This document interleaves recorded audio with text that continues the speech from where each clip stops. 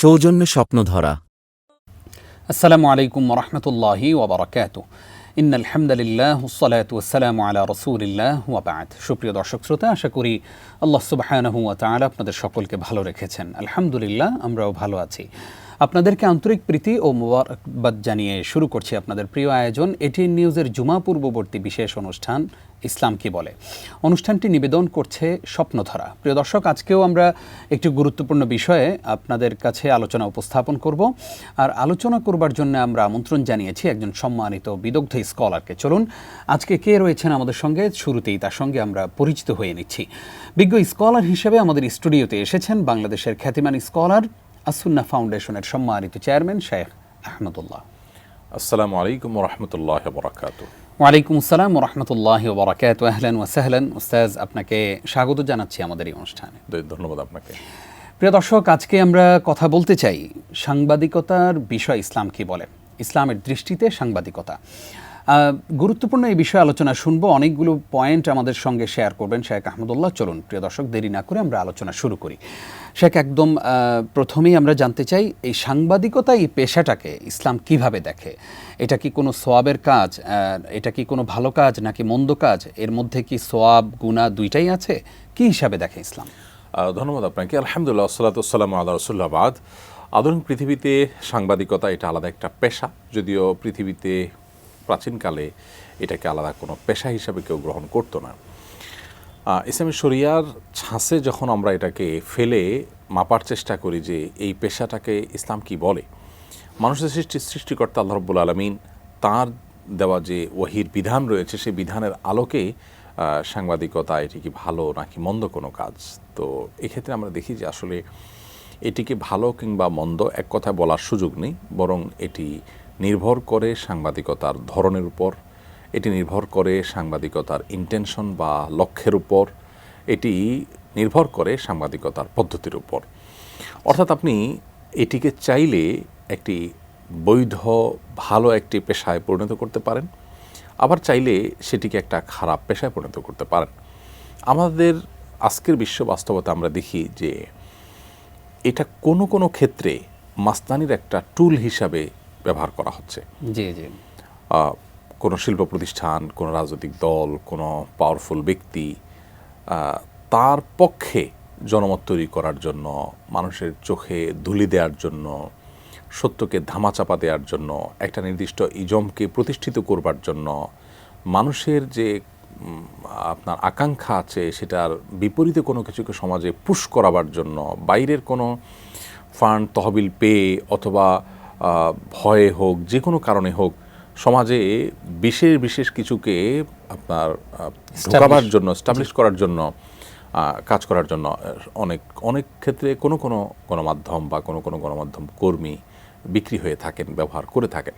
সেক্ষেত্রে এটা একজন মানুষের জীবনের কৃত সবচেয়ে বড় অপরাধ, শরিয়া দৃষ্টিকোণ থেকে সবচেয়ে বড় অন্যায়গুলোর মধ্যে থেকে একটি হিসেবে বিবেচিত হবে। সেটা বোঝার জন্য পণ্ডিত হওয়ার প্রয়োজন নেই, কারণ এখানে দায়টা অনেক বড়। যেখানে আপনি গোটা সমাজকে নানাভাবে ক্ষতিগ্রস্ত করছেন, গোটা সমাজকে আপনি ধ্বংসের দিকে আহ্বান করছেন, সেখানে তার দায়টাও কিন্তু গোটা সমাজের মানুষের ওই ক্ষতির পরিমাণেই হবে। সো এটা নির্ভর করে, ভ্যারি করে আসলে আপনার সাংবাদিকতার ধরন, আপনার উদ্দেশ্য, আপনার পদ্ধতি, এগুলোর উপরে। আমরা দেখি যে আগের যুগের রাজা বাদশারা বা আগের যুগের শাসকরা বা জমিদারেরা, তারা তাদের জমিদারি, তাদের শাসন কার্য এগুলোকে নির্বিঘ্নে করবার জন্য তারা বিভিন্ন রকমের লোক পালতো, তারা বিভিন্ন রকমের লাঠিয়াল বাহিনী রাখতো, নানা রকমের ব্যবস্থাপনা তাদের ছিল। এখন কোনো কোনো ক্ষেত্রে কোনো কোনো সংবাদ মাধ্যম বা কোনো কোনো সংবাদ মাধ্যমের কর্মী নিজেদেরকে যদি ওই লেভেলে নিয়ে যান, তাহলে সেক্ষেত্রে এটা তার ব্যক্তিগত দায়, ওই প্রতিষ্ঠানের নিজস্ব দায় হবে, এটা গোটা সংবাদ মাধ্যমের দায় অবশ্যই হবে না। তাহলে সেই ক্ষেত্রে আমরা বলতে পারি এক কথায় যে গণমাধ্যম এটা সমাজের সবচেয়ে গুরুত্বপূর্ণ একটা জায়গা, এবং এখান থেকে মানুষকে অনেক বেশি উপকৃত করা যায়, মাজলুমের কথাগুলোকে তুলে আনা যায়, জালিমের চেহারাটাকে আপনার প্রকাশ করে দেয়া যায়, সাহসী ভূমিকা রাখা যায়, এর মধ্য দিয়ে এটাকে বিপুল পরিমাণ সওয়াব আহরণের মাধ্যম হিসাবে গড়ে তোলা যায়, অর্থাৎ এটাকে অনেক বড় একটা ভালো কাজে পরিণত করা যায়। আবার চাইলে এটাকে আমরা যেমন এতক্ষণ বললাম যে এই সমস্ত কর্মকাণ্ডগুলোর মধ্য দিয়ে এটাকে একটি চরম অপরাধে পরিণত করা যায়। এটা নির্ভর করে ব্যক্তির কর্মের উপরে। অতএব মৌলিকভাবে যদি আপনি যেটাকে বলে ট্রান্সপারেন্ট আপনার গণমাধ্যম কর্মী হন বা আপনি সেরকম কোনো আপনার সংবাদ মাধ্যম হতে পারেন বা গড়ে তুলতে পারেন, তাহলে সেক্ষেত্রে এটা অনেক বড় ইবাদতের কারণ হতে পারে। কারণ এটার মধ্য দিয়ে অনেক মাজলুমের উপকার হবে, অনেক জালিমের চেহারা প্রদর্শিত হবে, অনেক অন্যায় দূর হবে। আমাদের দেশে আলহামদুলিল্লাহ গণমাধ্যমগুলোর অনেক ইতিবাচক ভূমিকা আছে। সে সমস্ত ইতিবাচক ভূমিকার কারণে কিন্তু অনেক অনাচার দূর হয়েছে। অনেক অনাচার আছে যেগুলো গণমাধ্যমে উঠে আসার কারণে কিন্তু সেটি বন্ধ হয়েছে। অনেক অপরাধ আছে যে অপরাধগুলো পার্টিকুলার কোনো নিউজ করার কারণে সেটি বন্ধ দুয়ার খুলেছে। অতএব আলহামদুলিল্লাহ অনেক অবদান আমার দেশে আছে। আমি জেনারেলি বললাম যে চাইলে এটাকে অনেক ভালো কাজ করা যায়, আবার চাইলে এটাকে কোনো কোম্পানির, কোনো ব্যবসা প্রতিষ্ঠানের, কোনো রাজনৈতিক দলের, কোনো ইজমের, বাইরের কোনো শক্তির, কোনো এনজিওর কারোর এটা দালালের ভূমিকায় থাকতে পারে। এটা নির্ভর করে সে ব্যক্তির উপরে, সে প্রতিষ্ঠানের উপরে যে তারা কী করবেন। তাহলে সেটা ইবাদত হতে পারে, আবার সেটা গুনাহ হতে পারে। আমরা স্পর্শকাতর একটি বিষয় আপনার কাছ থেকে জানলাম। আমরা এবার জানতে চাই যে অনেক সময় দেখা যায় যে আপনি যদিও ধারণা দিয়েছেন আমাদেরকে কি কি কারণে সওয়াব হতে পারে, কি কি কারণে গুনাহ হতে পারে, তারপরে আমরা একটু জানতে চাই যে অনেক সময় দেখা যায় একটা সংবাদ সত্য কিন্তু সেটাকে প্রচার করছে অন্যভাবে, মিথ্যা বানিয়ে। সত্যটাকে মিথ্যা, মিথ্যাটাকে আবার সত্য হিসাবে প্রতিষ্ঠিত করা, সেটা পত্রিকার মাধ্যমে হোক, সেটা মিডিয়ার মানে আমাদের এই মিডিয়ার মাধ্যমে হোক, যে কোনো মাধ্যমেই হোক, এই যে সত্যকে মিথ্যা, মিথ্যাকে সত্য বানানো হচ্ছে, এই ব্যাপারে আসলে ইসলাম কি বলে, তাদের শাস্তিটা কি? সুবহানাল্লাহ, আল্লাহ রাব্বুল আলামিন কোরআনে কারিমে বলেছেন লিমা তালবিসুনাল হাক্কা বিল বাতিল, তোমরা কেন সত্যকে মিথ্যার সাথে মিশ্রণ করে ফেলো। এটা অনেক বড় অপরাধ হিসাবে আল্লাহ রাব্বুল আলামিন দেখিয়েছেন। এটা মুনাফিকীয় কর্মকাণ্ড, এটা শাস্তি অত্যন্ত ভয়াবহ। মিথ্যা বলা এমনিতেই শরিয়ার দৃষ্টিকোণ থেকে সবচেয়ে বড় অপরাধ। কিয়ামতের ময়দানে মিথ্যাবাদীদের শাস্তি হবে অত্যন্ত করুণ।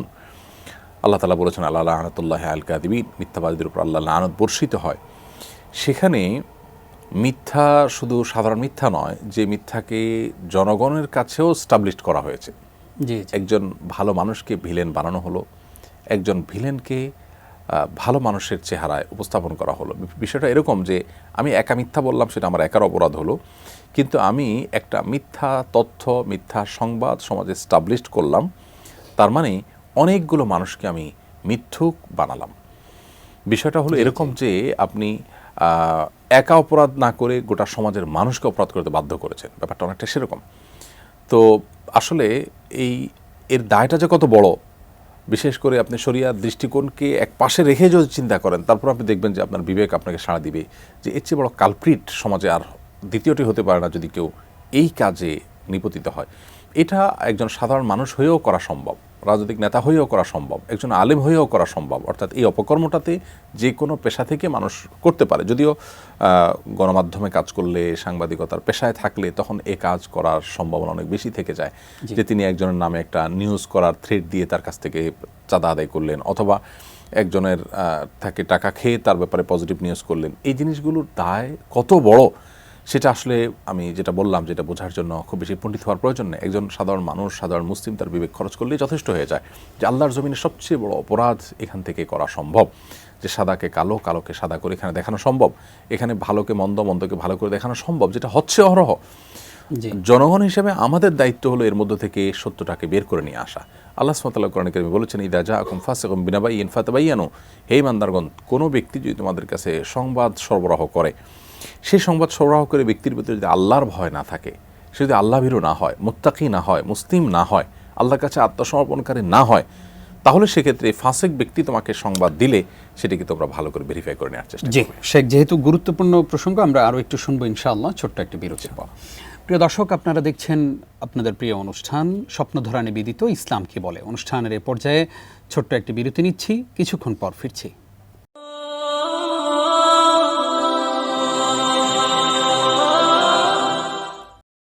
সৌজন্যে স্বপ্নধরা। প্রিয় দর্শক, আপনাদেরকে আরও একবার স্বাগত জানিয়ে শুরু করছি স্বপ্নধরা নিবেদিত ইসলাম কি বলে। আজকে গুরুত্বপূর্ণ একটি এপিসোড আমরা আপনাদেরকে উপহার দেওয়ার চেষ্টা করছি। আমাদের আজকের বিষয় সাংবাদিকতা নিয়ে। এই বিষয়ে যারা পড়াশোনা করছেন, এই বিষয়ে যারা চাকরি করছেন, তাদের জন্য আজকের এই এপিসোডটি অত্যন্ত গুরুত্বপূর্ণ।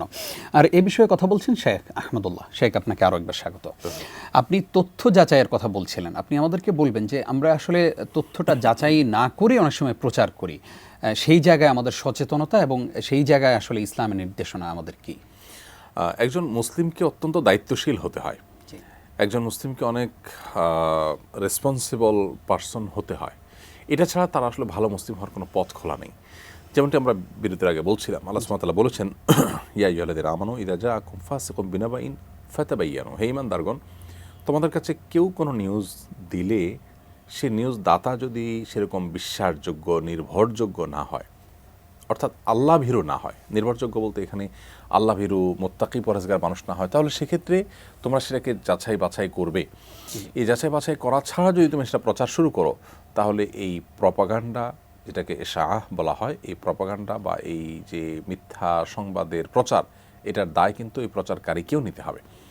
সোশ্যাল মিডিয়াতেও আজকাল দেখা যায় যে আমরা ফেসবুক, ইউটিউবে যা পাচ্ছি তা প্রচার করছি, ভেরিফাই করার চেষ্টা করছি না, তথ্যটা সঠিক কিনা তা জানার চেষ্টা করছি না। গণমাধ্যমগুলোতে তো অহরহ হয়, অনেক সময় তো ইচ্ছাকৃতভাবেই ভুলভাল তথ্য প্রচার করা হয়, বিশেষ বিশেষ টার্গেটের ভিত্তিতে, বিশেষ বিশেষ লক্ষ্যকে সামনে রেখে কোনো সুবিধা পাওয়ার জন্য, কাউকে সুবিধা দেওয়ার জন্য। এগুলো তো রাত দিন হচ্ছে এখন। সেই জন্যই আমাদের 10 বার ভাবতে হবে যে আমরা আসলে একটা মানুষকে কালপ্রিট হিসাবে দেখানো হচ্ছে, আসলে লোকটা কালপ্রিট না কোনো ফাঁদে তাকে ফেলা হয়েছে, নাকি তাকে কালপ্রিট হিসাবে দেখানোর কোনো প্ল্যান বাস্তবায়ন করা হচ্ছে। এটি একজন সুস্থ বিবেকসম্পন্ন মুসলিম তার দায়িত্বশীলতার জায়গা থেকে এটিকে তাকে মেনটেন করে চলতে হবে। এটি না করার কারণে যেটা হয় যে আমরা অনেকে নামাজ কালাম পড়ি, রোজা রাখছি, হজ করছি, জাকাত দিচ্ছি, দান সাদকা করছি, অথচ অন্যের হক নষ্ট করছি। আমরা হক নষ্ট করা বলতে বুঝি টাকা পয়সা মারা, কাউকে শারীরিকভাবে আঘাত করা, হেনস্থা করা, এটাকে শুধু হক নষ্ট করা মনে করছি।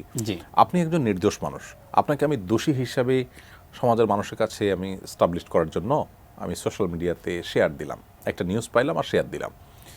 এই যে আমি যাচাই বাছাই করা ছাড়া, ভেরিফাই করা ছাড়া, আমি পরিপূর্ণ নিজে আশ্বস্ত হওয়া ছাড়া আরেকজনের কাছে শেয়ার করে দিলাম, আর আপনার মানহানি হলো, বাস্তবে যদি আপনি আসলে সে দোষী না হন, তাহলে আমি আপনার হক নষ্ট করলাম। এই হকটা আমরা অনেক সময় বুঝি না। নবী করিম সাল্লাল্লাহু আলাইহি ওয়াসাল্লাম বিদায় হজের ভাষণে মানুষের 3টি হকের কথা বলেছেন। তিনি বলেছেন যে তোমাদের জীবন, তোমাদের সম্পদ, তোমাদের সম্মান, এই 3টা জিনিসকে হারাম করে দেওয়া হয়েছে। আজকের দিনটি যেরকম সম্মানিত, এরকম সম্মানিত। অতএব কারোর ইমেজ নষ্ট হলে সেটাও কিন্তু তার হক নষ্ট হয়। বিধায় একজন মুসলমান এ ব্যাপারে সর্বোচ্চ সতর্ক থাকবেন। যতদিন পর্যন্ত আমরা ইসলামটাকে এই নামাজ, রোজা, হজ, জাকাত এবং তাসবিহ তাহলিলের বাইরে যে আমাদের সামগ্রিক জীবন ইসলাম রয়েছে, এটা আমরা না বুঝবো, ততদিন পর্যন্ত ইসলামের সৌন্দর্য সমাজে প্রতিষ্ঠিত হবে না, এবং ততদিন পর্যন্ত আমরা নিজেরাও ভালো মুসলমান হতে পারবো না। আশা করছি আমাদের দর্শকরা সতর্ক থাকবেন ইনশাআল্লাহ। শেখ, একদম ভেতরের কথা বলি। আমার কাছে একদিন আমাদের একজন ভাই বললেন যে আমি যেহেতু মিডিয়াতে কাজ করি, তো আমি ইসলামিক প্রোগ্রামও আমাকে করতে হয় এবং আমাকে গানের প্রোগ্রামও করতে হয়, অন্যান্য প্রোগ্রামও করতে হয়। এখন আমার কি সওয়াব আর গুনায় কি কাটাকাটি হচ্ছে না কি হচ্ছে? উনি আমাকে ঠিক এইভাবে প্রশ্নটা করলেন। আমি জানতে চাই যে উনি অন্য কোনো কাজই পারেন না, মিডিয়ার এই কাজগুলি শিখেছেন, এক্ষেত্রে ওনার আসলে করণীয়? দেখুন, আমরা সবসময় বলার চেষ্টা করি যে একজন ঈমানদারের যেহেতু আল্লাহর সামনে দাঁড়াবার ভয় আছে এবং তিনি নিশ্চিত, দৃঢ়ভাবে বিশ্বাস করেন যে তার এই জীবনের পরে আসল জীবন শুরু হচ্ছে, সো তিনি যাই করবেন তার জন্য আল্লাহর কাছে জবাবদিহিতার মধ্যে তাকে পড়তে হবে। যদি ভালো কিছু করেন সওয়াব যেমন পাবেন, মন্দ কিছু করলে তাকে গুনাহ পেতে হবে এবং তার শাস্তি পেতে হবে। সেজন্য আপনি আপনার কর্মক্ষেত্র কি মিডিয়াতে, নাকি বাজারে, নাকি সাধারণ অফিস আদালতে, নাকি রাজনৈতিক ময়দানে, সেটা দেখার বিষয় না। বিষয় হলো আপনি কি করছেন। আপনি যখন কাজ করবেন সেখানে আপনি ভালো কোনো কাজ করলে আল্লাহর কাছে রিওয়ার্ড যেমন পেতে পারেন, আবার কোনো গুনাহের কাজে আপনি যদি অবতীর্ণ হন, সেখানে যদি আপনি কোনোভাবে ভূমিকা রাখেন, তাহলে তার দায় আপনাকে নিতে হবে। এখন একটা মানুষ ভালো এবং মন্দ 2 ধরনের কাজ যদি করেন, তাহলে সেক্ষেত্রে তার ভালোর কাজের পাল্লা যদি ভারী হয়, তাহলে আল্লাহ তাআলা তাকে নাজাত দিতেও পারেন। আবার মন্দের পাল্লা ভারী হলে তার শাস্তি হতে পারে। এটা নির্ভর করবে তার সেই কার্যক্রমের উপরে। কিন্তু একজন মুসলিমের চেষ্টা থাকা উচিত যে আমি শুধুমাত্র হালাল এবং ভালো কাজ করব। তাতে হয়তো আমার রুটি রুজি কম আসবে, আমার সামাজিক পরিচয় দেওয়ার মতো সুযোগ খুব বেশি থাকবে না, আমার ইনকামটা অনেক সীমিত হয়ে যাবে, সীমাবদ্ধ একটা জায়গায় আমি চলে আসব। কিন্তু তাকে এই স্যাক্রিফাইসটা শুধু করতে হবে আল্লাহ সুবহানাহু ওয়া তাআলার সন্তুষ্ট এবং জান্নাতের জন্য। আমরা অনেকেই দুনিয়ার সব লাল নীল চাই, জি আবার জান্নাতও চাই, এটা কখনো বাস্তবসম্মত নয়। আমাকে কিছু স্যাক্রিফাইসের বিনিময়ে আল্লাহর কাছে জান্নাত চাইতে হবে। দুনিয়াতে আমি আল্লাহ হারাম হালাল বাছবিচার না করলে অন্য অনেকের মতো অনেক সুখ করতে পারতাম, বাট আমি সেটা করিনি আল্লাহ আপনার ভয়ে। এই স্যাক্রিফাইসের বিনিময়ে কিন্তু আল্লাহর কাছে আমি জান্নাত আশা করব। এই জন্য একজন মুসলিম এই জায়গাটাতে তিনি সতর্ক থাকবেন যে তিনি গণমাধ্যমে কাজ করলে তার মাধ্যমে, বিশেষ করে যখন কেউ রিপোর্টার থাকেন, ক্রাইম রিপোর্টার থাকেন, নিউজের সাথে সংশ্লিষ্ট থাকেন, অনুষ্ঠান বিভাগগুলোতে তো এক ধরনের বিষয় থাকে, আর এই নিউজ রিলেটেড বিষয়গুলোতে আরেক ধরনের ইয়ে থাকে। এখানে আমি আসলে কারোর প্রতি অপরাধ করছি কিনা, জুলুম করছি কিনা, কোনো অন্যায়কে অন্যায় করছি কিনা, অন্যায়কে ন্যায় করছি কিনা, অনেক বড় একটা বিবেকের প্রশ্ন। যদি কেউ সততার সাথে এই কাজটি করতে পারেন তাহলে এটা বড় জেহাদ হতে পারে, অনেক বড় ইবাদত হতে পারে। আল্লাহ আমাদের সেই তৌফিক দান করুন। আল্লাহুম্মা আমিন। শেখ, এবার একদম নিজেদের কথা বলছি, আক্ষেপের সুরে বলতে চাই এবং জানতে চাই আপনার কাছ থেকে, বাংলাদেশে এত ইলেকট্রনিক মিডিয়া, মেইন স্ট্রিম মিডিয়ার কথা বলছি, সেখানে নিউজ প্রেজেন্টার হিসাবে কোনো আলেমকে আমরা দেখতে পাই নাই কখনো। এই জায়গায় কি আলেমরা কোনো ভূমিকা রাখতে পারতেন কি না? অনেক সময় ইন্টারভিউ দেওয়ার ক্ষেত্রে দেখা গেল যে দাড়িওয়ালা মানুষদেরকে তারা নিচ্ছেনও না। এই জায়গায় আসলে সংস্কারের প্রয়োজন আছে বলে মনে করেন কিনা? অনেক মিডিয়া আলহামদুলিল্লাহ করছে, আমরা বলবো অনেক মিডিয়ার অনেক ইতিবাচক ভূমিকা রয়েছে, অনেক অবদান আছে আমাদের সমাজে, অনেক পরিবর্তনের পেছনে ভূমিকা, মিডিয়াগুলোর ভূমিকা সবচেয়ে মৌলিক এবং প্রধান, সেটা তো রয়েছেই। আর সেই সাথে আপনি যেটা বলেছেন এটি একেবারে অমূলক নয়। আমি আরেকটু অন্যভাবে বলি, আমাদের দেশে যারা হিজাব করে তাদের কি কারো নিউজ প্রেজেন্টার হতে মনে চায় না? যদি কেউ বলে যে আমি হিজাব করে নিউজ প্রেজেন্ট করব, তাহলে গণমাধ্যমগুলো তাকে সুযোগ দিবে কিনা? বা অনেক গণমাধ্যমে কিন্তু দিবে না। আমি সবাইকে তো, আমাদের এটিএন নিউজে কিন্তু আছে, কোনো জায়গায় আছে হয়তো বা, আমি জানি না। তো আমার কথা হলো যে এইটা ওই মেয়ের সে চাওয়া শরিয়া দৃষ্টিকোণ থেকে কেমন সেটা আলাদা আলোচনার বিষয়। আমি বলছি যে যদি কেউ চায় তাহলে সেক্ষেত্রে তাকে দিবে কিনা, বেশিরভাগ ক্ষেত্রে দেয় না বা দিবে না। তো আমরাই কিন্তু আবার বলছি মুক্তমনার কথা, আমরাই কিন্তু ব্যক্তি স্বাধীনতার কথা বলছি, আমরা বলছি পোশাকটা যার যার চয়েসের ব্যাপার, এখানে চয়েস কিন্তু তার থাকছে না, আমার হয়ে যাচ্ছে। একটা ডিসিপ্লিন থাকতেই পারে, নর্মাল কোড থাকতে পারে, কিন্তু সেই ডিসিপ্লিনটা যদি তার ব্যক্তিগত চয়েসকে ভেঙে চুরে আপনার শেষ করে দেয়, তার ধর্মীয় যে মূল্যবোধ আছে সেটাকে যদি আপনার তাকে ভায়োলেশন করতে বাধ্য করা হয়, তাহলে সেটা স্বাধীনতা থাকলো কই? তো এই জিনিসটা কিন্তু হচ্ছে, এরকম আরও বহু জিনিসই কিন্তু হচ্ছে। একজন ধরুন একটা ওয়াজ মাহফিল হচ্ছে, লাখো মানুষ সেখানে সমবেত হয়েছে, সবাই স্বতঃস্ফূর্তভাবে হয়েছে, এরা এই দেশেরই নাগরিক, বাইরের কোনো দেশের লোক না এরা, সেটা কিন্তু নিউজ হচ্ছে না অনেক ক্ষেত্রে। একই সময় অন্য আরেকটা প্রোগ্রাম যখন গানের অনুষ্ঠান হচ্ছে সেটা কিন্তু খুব চমৎকার নিউজ হচ্ছে এবং পজিটিভ নিউজ হচ্ছে। আমি কয়েকদিন আগে আমাদের সোশ্যাল মিডিয়া, আমাদের পেজে লিখছিলাম যে কেউ ব্যক্তিগত সহযোগিতা চেয়ে আমাদের কাছে ফাউন্ডেশনে আবেদন করলে আমরা বিনয়ের সাথে বলছি যে আমরা সরি, এগুলো আমরা করতে পারি না, সুযোগ নেই, এগুলো করলে স্বজনপ্রীতির সুযোগ হয়, নানা সমস্যা তৈরি হয়, এত ফান্ডও আমাদের নাই, এত লোকবল নাই ইত্যাদি, এই জন্য আমরা প্রজেক্ট বেস কাজ করি। এটাকে দেখলাম একটা গণমাধ্যম নিউজ করেছে, শিরোনাম দিয়েছে যে ক্ষমা চাইলেন আহমদুল্লাহ, মানে ব্যাপারটা এরকম যে একটা অপরাধ হয়েছে, সে ক্ষমা চাইছে। তাহলে একটা পজিটিভ জিনিসকে একটা নেগেটিভ জিনিসে পরিণত করা হলো। আপনি একটা তিল করলেন, সেটাকে তাল করে দেখানো হলো, আর আমার বিশাল বড় তালকে তিলও করা হলো না, বরং তিলকে তাল না পারলে কাঁঠাল বানায় দিল, আর আমার তিলকে একবারে নাই করে দিল, তালকে নাই করে দিল। এই যে একটা প্রচেষ্টা, এটা আমরা বললামই যে এটা খুবই অনুচিত এবং গর্হিত। গণমাধ্যমগুলোর প্রতি সাধারণ মানুষের আস্থা যত বাড়বে, সমাজ তত এগিয়ে যাবে, যত আস্থা কমবে সমাজ তত পিছিয়ে যাবে। আলহামদুলিল্লাহ গণমাধ্যমের সংখ্যা বাড়ছে, কম্পিটিশন বাড়ছে, আমরা আশা করছি যে সামনে তাদের দায়বদ্ধতাকে তারা মাথায় রেখে তারা আরও ভালো আপনার পেশাদারিত্বের পরিচয় তারা দিবেন এবং আমরা ভালো গণমাধ্যম আরও বেশি পাবো। অলরেডি অনেকগুলো আছে এবং অনেকেই করছেন, সবাই বা সব প্রতিষ্ঠান তো একরকম হয় না, কিন্তু আমরা আশা করবো সেটা আরও ভালো দিকে চলে যাবে। জি ইনশাআল্লাহ। আপনাকে অসংখ্য ধন্যবাদ আমাদের সঙ্গে যুক্ত হওয়ার জন্য। ধন্যবাদ। প্রিয় দর্শক, এতক্ষণ যারা আমাদের সঙ্গে ছিলেন আপনাদেরকে ধন্যবাদ জানিয়ে শেষ করছি আজকের আয়োজন। দেখছিলেন আপনাদের প্রিয় অনুষ্ঠান ইসলাম কি বলে, অনুষ্ঠানটি নিবেদন করেছিল স্বপ্নধরা। আজ এই পর্যন্তই, আগামী পর্ব দেখবার আমন্ত্রণ জানিয়ে এখানে বিদায় নিচ্ছি। আসসালামু আলাইকুম ওয়া রাহমাতুল্লাহি ওয়া বারাকাতুহু।